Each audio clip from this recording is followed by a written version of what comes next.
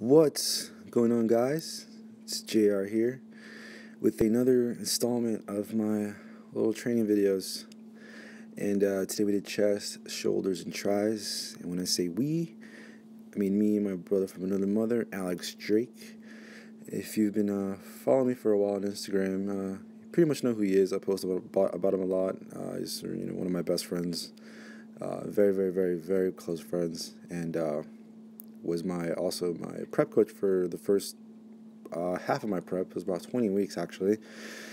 Feels like I've been dieting all year, which, when you really think about it, I probably have. But it's all right. It's okay. It's almost over. I am training for first show. I'm not going to say which show. Just right now, we're just really trying to keep my head down, kind of be quiet about it. Not really trying to make announcements and stuff like that. Not doing this for people to look at me or anything. I mean, we pretty much, nobody cares, honestly, right? It's like nobody cares. Like, hey, I just turned pro. Oh, really? Oh, cool. Nobody really cares. So, anyways, so today's chest, shoulders, and tricep workout wasn't really nothing too crazy. We weren't pushing crazy amounts of weight, due to the fact that, I really don't have to. We have a very similar philosophy on training. And not only that, but he's about 4 weeks post contest. He just did a show. He did the show in San Antonio, Texas, Wings of Strength. Placed second in the lightweight class. Although we all thought he won, sometimes it does not go your way. But hey, he's nationally qualified. He's going to get ready probably for the North American Nationals next year. And we're both 24 years old. I don't know his full contest history for those of you who are just curious, but he is your 2013 lightweight junior nationals winner. But lost in the overall, but hey, it's a pretty big title. So basically today's goal was just to get as much blood into the muscle as possible through a full range of motion, full squeeze. Chest has been one of those muscle groups for me through the years. That have actually been difficult to develop due to the fact that I'm very shoulder and arm dominant, meaning that in any kind of push, as Alex is doing right now, a push movement, my arms and shoulders just take over everything, and my chest just gets no stimulus at all. So I really had to just, train. I wouldn't necessarily say light, but very, very moderate. I could probably do, grab the heaviest dumbbells in the gym, but, what's the point if I'm not really actually stimulating my chest? And I'd just be pretty much just trying to get it from point A to point B, just throwing weight up and down, and that's not bodybuilding. In bodybuilding, you're trying to make yourself better. You're trying to develop a muscle group, a specific muscle group, not just throw weight around. And for the people that can, powerlifters, hey, man, that's awesome, I'll never be that guy, squatting 700 pounds. Not because I don't want to. That'd be nice, but really doubt I'd ever be able to. I'll stick to bodybuilding. So basically here, I really just warming up and going all the way down to pretty much to my arms are, I want to say, parallel to the ground. Any deeper than that really actually aches my shoulders. I've been doing this for 7.5 years. It's been a while. I actually have a new pain. I was training chest last week, and so I grabbed the hundreds, and I was going down, and I got like a really bad sting on my left elbow, and I was like, oh man, it hurts, and thought it would go away, and no, it stayed there, and it's been aching ever since. And I'm like, man, I guess your body training takes a toll on your body. I've been doing this, like I said, for 7.5 years. Started at 17, and haven't really taken days off ever since then. It's pretty much been a continuous thing for me. Developing my physique into what it is today has not been easy. Not that I'm anything amazing. I still have a lot of work to do, and but that's pretty much bodybuilder's mentality, is perfectionist, and you're never really satisfied.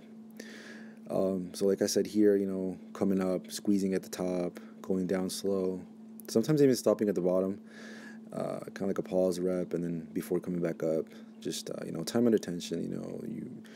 The muscle actually goes through more damage on the negative part of the rep than the positive. So, really take advantage of both parts of the rep both positive and negative. Make sure you can explode on the positive and squeeze at the top, but slow it down at the bottom. Take your time. Slow it down 3 to 5 seconds down. Stop at the bottom for about a second or two, and then go back up and explode again and squeeze. And I guarantee you won't be able to do as much weight, but give it 6 weeks using just that technique. I guarantee your chest will look so much fuller, rounder, and bigger. Guaranteed. So, like I said, it's just really just trying to get a mass movement before we, after this, I believe we moved on to, I forgot. My mind just went blank right now. Literally just forgot what I just did after that. Yeah. Oh, no, we did like a machine press. It's like a flat bench press. You guys see, it's a good machine. It was a great workout. It was a great pump. Having a lot of fun. Like I said, I am training for a show. I'm not going to say what show, but energy levels are still pretty moderate. I mean, I get tired here and there, and all the cardio and training twice a day, but this is what I like to do. It's a healthy hobby, I like to say. Unless you're making money and living off of it, just it's a hobby.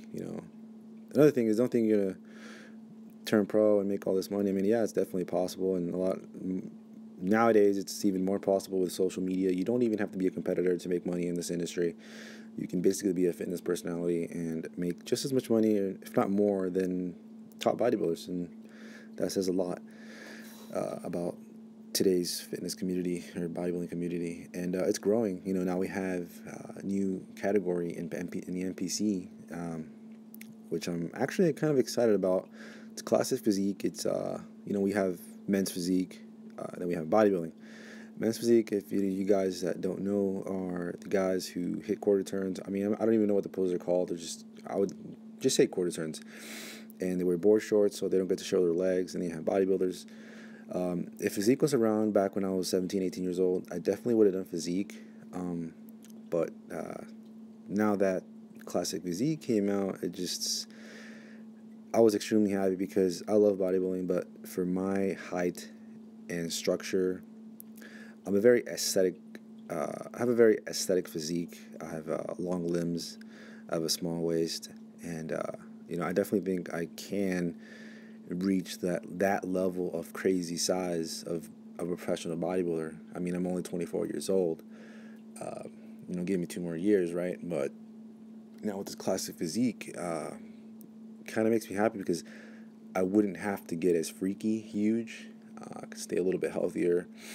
I could be a little bit more balanced about it, a little bit more, how can I say, easy. I could just be a little bit easier on myself as far as just a few things here and there. Probably wouldn't have to diet as hard. I really don't even know what they're looking for. If they're looking for classic physique but still shredded as a bodybuilder, then nothing really changes. But not having me being 5'9", currently about 200 pounds, for me to be a good IFBB pro or be eligible to be a professional bodybuilder in the IFBB, I would have to be, I want to say, maybe 215. It's about 20 pounds of lean body mass, and now with the classic physique coming out, it's just interesting. It just makes me really happy because for my height, I think my top weight class is 185 or 190, and that's pretty much probably what I'm going to weigh at in my first show. So hey, we're excited. So basically here what we did is Alex was actually coaching me through this way of doing this exercise. It's 10 reps, kind of explode on the positive like I was talking about earlier, slow on the negative about 1 to 2 seconds, and then like I said, go back up. After you complete a full 10 reps, you do 10 partials just for the extra, time under tension. Like I said, time under tension just really means a lot. You can do a bench press with 405 for 1, but do 225 with a 5-second negative and 3-second positive. Guaranteed the guy who did the lighter weight is going to build more muscle in 6 months than the guy who just did the 405 for 1 rep. It's it all comes down to how much time you're putting the muscle under tension. It's pretty much what it is. And my training has changed, and it's really how can I say, evolved in a sense this year training with him, because I was a very heavy trainer. Not really constant. I mean, not really constant. I wouldn't say I wasn't really concentrating on the range of motion and squeezing, and I would, but it wasn't really like. It's different. It's different when you start thinking about competing and you see flaws in your physique, and you're trying new things. You're really gonna try whatever new training techniques to bring up those gaps. So let's say, for example, I would never worry about my glutes, but now I'm doing things for my glutes. Or for my hamstrings, I never really used to focus too much on my hamstrings. But if I'm getting up on stage, half naked, and I'm gonna hit a side tricep, I want my hamstrings to drop, like dramatic. I want to just anybody would, right? But since back in in my years of training and bodybuilding, I was pretty much just focused on growing. I wasn't really worried about what my hamstrings looked like on the side pose. So it's one of those things. You just pretty much learn. You gotta develop every single muscle group. You can't have any weaknesses. You can't have any weaknesses, and that's the thing. The guys and the women who win are always the ones who are the most proportioned, symmetrical, conditioned. With a combination of size. Size isn't everything, of course. But as a guy, you still want to, be bigger than average, of course.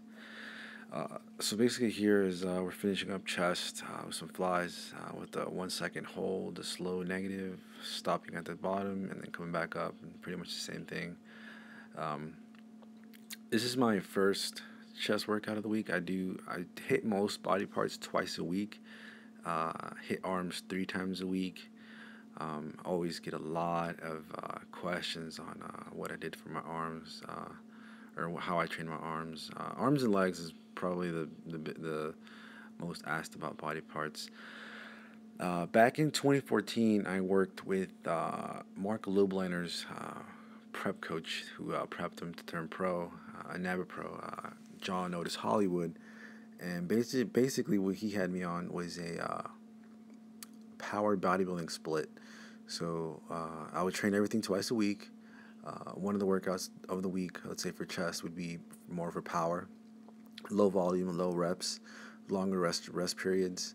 And the other workout would be more focused on hypertrophy, muscle growth, blood volume, stretching, time and attention, stuff like that. And then I would pretty much do push-pull. So it was like pull day. It would be back, shoulders, then biceps, and I would throw triceps in there. So I was basically, in 2014, I was training arms, I want to say every other day. So I was probably hitting arms almost every day, almost 5 times a week. And people would argue the overtraining thing, and you shouldn't do that much, but don't understand why that in bodybuilding people don't want to do or don't want to work for more than an hour. I'm lucky and fortunate enough that I have the time right now to train pretty much however long I want. So I have that luxury to be able to be in the gym for 2.5 hours every day. I know some guys can't, but if you can't, you don't have to. But training, I love to train. I love to be in the gym. I love training. So I don't mind being in there for 3 hours if I have the energy to. Like some days I feel good and I keep going and going and going. And before you know it, I did 30 sets for a body part. It's like, what? Where did time go? I feel like I just got here and you just feel good. It's just one of those days. And, really knowing your body and knowing when to pull back is also a great thing, which only comes really with time and experience and just, studying your body, trial and error, stuff like that. Tuesday was back day, and guys, I was feeling like crap. I mean, I had no energy.